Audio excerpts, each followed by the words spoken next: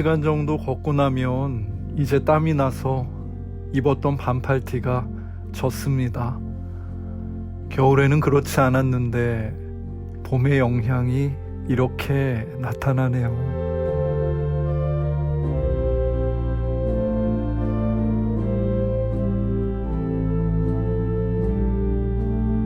보이지 않는 계절을 우리는 이렇게 다채로운 모습으로 체감하고 느끼는데요. 여러분은 어떤 봄을 경험하고 계시는지요? 기도의 자리에 가만히 앉아 생각해 봅니다. 보이지 않는 하나님께서 내 곁에 다가오실 때 내게는 어떤 일이 일어날까?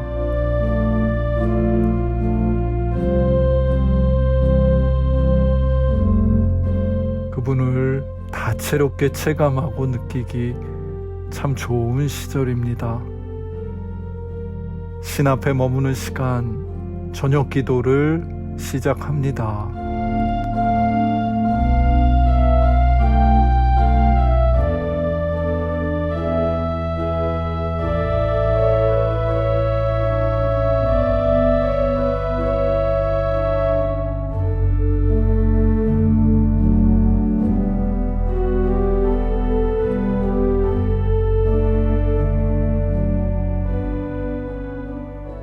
몇몇 사람들이 예수님께 찾아와 근래 신문 일면에 등장한 이슈를 말씀드렸다.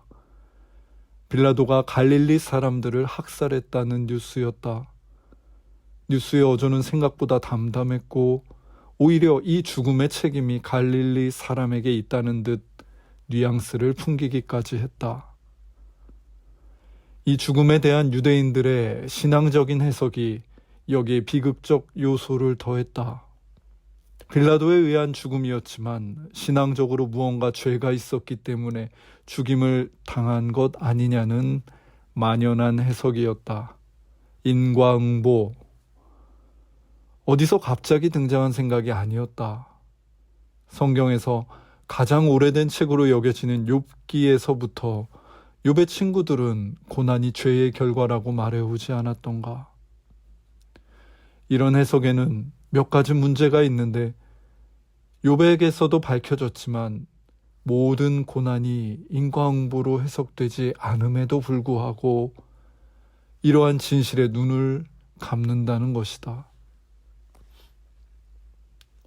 이렇게 고난을 신앙적으로 단정하고 나면 정작 신앙은 축소되고 왜곡되어 버림에도 불구하고 이러한 해석은 통용되어 왔다. 율법이 신을 상상하는 통로가 아니라 사람을 단죄하는 도구로 전락한 공동체에서 고난받는 이들은 위로받거나 새롭게 해석되지 못한 채 점점 숨어야만 했다. 예수님이 상기된 표정으로 뉴스를 전하는 이들의 말을 곰곰이 들으신다. 말에는 뉘앙스가 있는 법, 저들의 마음에 죽음을 단정하는 신앙이 작동하고 있음을 모르실 리 없다. 예수님이 저들에게 말씀하신다. 아니다. 잘 들어라. 너희도 회개하지 않으면 모두 그렇게 망할 것이다. 예수님은 이야기를 확장해 가셨다. 얼마 전 실로암 망대가 무너져서 18사람이 죽었던 사건을 말씀하시며 그 사람들이 예루살렘에 있는 모든 사람들보다 죄가 많은 사람인 줄 아느냐고 날카롭게 물으셨던 것이다. 이 기대와 달랐던 예수님의 말씀 앞에 우물쭈물하고 있는데 예수님이 다시 소리치셨다. 아니다. 잘 들어라. 너희도 회개하지 않으면 모두 그렇게 망할 것이다. 이내 사람들 사이에 정적만이 가득해졌다. 오래된 유대신앙 공동체의 해석이 예수님 앞에서 모두 부정되자 판단하고 정죄하던 저들의 생각 회로가 멈춰버리고 만 것이다. 이는 단지 질문한 몇 사람들을 향한 부정이 아니었다. 유대 땅의 뿌리 깊은 생각의 역사를 향한 부정이었다. 나는 살았으니 저들보다 죄가 가볍다고 안도했던 이들을 향한 부정이었다. 예수님께서 지금 살아있는 자나 재난으로 죽임당한 자가 다를 바 없다고 하시니 저들은 황당하고도 당혹스럽다. 이후에도 예수님에 대한 사람들의 이야기는 무성했다. 누군가는 그분이 내 삶을 되찾아 주셨다고 찬양했지만 누군가는 그분의 날카로운 부정으로 한동안 정처 없는 정적 속을 헤매였다고 고백하기도 했다.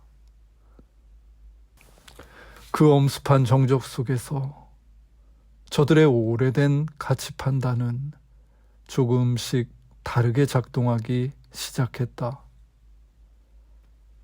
그분의 부정은 무척 당혹스럽고 힘겨운 것이었지만 오늘의 나를 있게 하는 힘이 되었다고.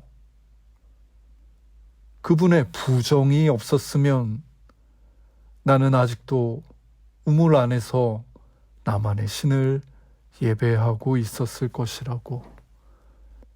그러니까 모든 것은 부정의 힘이라고.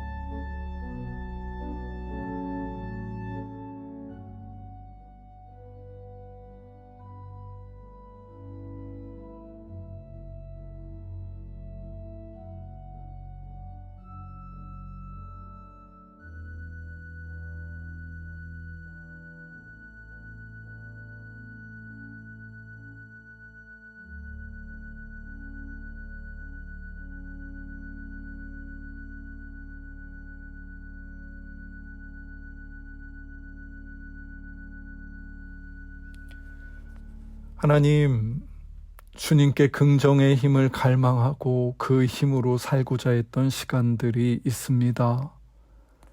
신앙은 곧 긍정이라 여겨지는 이 시대 안에서 자연스러운 일이었습니다만, 아니다 외치시는 주님의 목소리를 듣고 화들짝 놀라 멈추어 섭니다.